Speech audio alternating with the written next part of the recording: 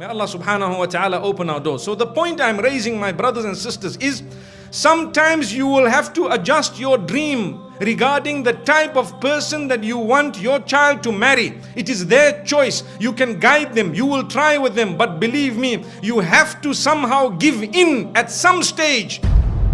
If it is a person whom you may not have considered ideal, because sometimes the other option is something which is even worse than what you are disagreeing with. May Allah subhanahu wa ta'ala open our doors. I know of many parents who refuse their daughters to get married to people they want to marry foolishly.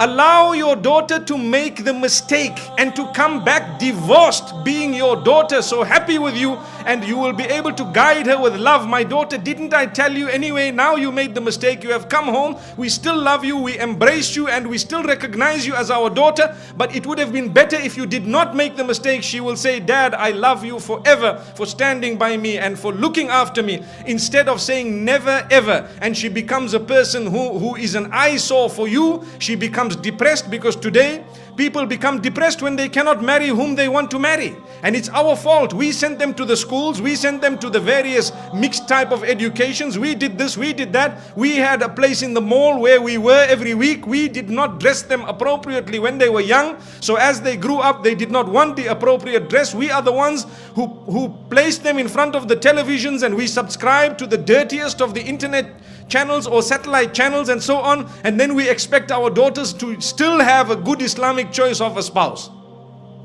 Who is the hypocrite? Father of the home. Big hypocrite. May Allah protect us. Why?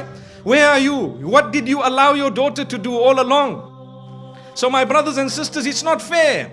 Do you know that when a child is born, Allah gives you almost 100% control over that child? You dress the child, you name the child, you decide when to bath the child, what the child will eat, all control. Don't say, I don't have control over my child. Allah said, I gave you full control when the child was born. That's the time you did not dress the child properly. You never read your own salah. There was no Quran ever played. There was nothing. And slowly, as the child grows up, one by one, Allah takes away the control of elements from you regarding that particular child. So when a child is a little baby, you can give the child a rattle worth 1 rupee, and it will shake the rattle and smile and laugh with you. Let the child become 5 years old, give them the rattle, they will throw it back at your face. Dad, are you playing a fool with me? I need an iPhone.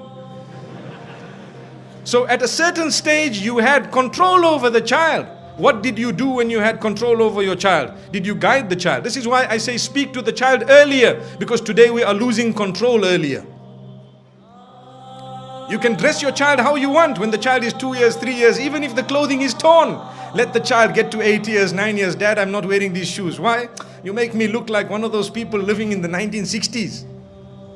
Dad, I need the latest, this Nike Air where you walk, it bounces, May Allah subhanahu wa ta'ala protect us, grant us goodness and ease. My brothers and sisters, don't blame Allah subhanahu wa ta'ala for our failure.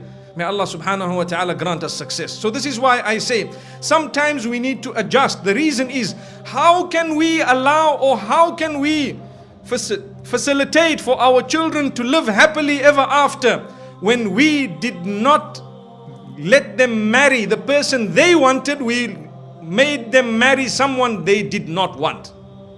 Now obviously I'm talking of something which is not the ideal. Ideally, Islamically, we need to speak about what should be happening. The parents of the girls and the brothers or the relatives should keep an eye. When they see potential husbands for their daughters or their sisters and so on, they should approach the gentleman or his family, or they should speak to their daughter about it. We have so and so, we are trying to, you identify, you speak to them, you let the two meet within the limits of the Sharia, and if they would like to take it further, you take it further. It's your responsibility as a male. That is ideal. And if the daughter says, no, I'm not too happy, don't be angry, no pressure.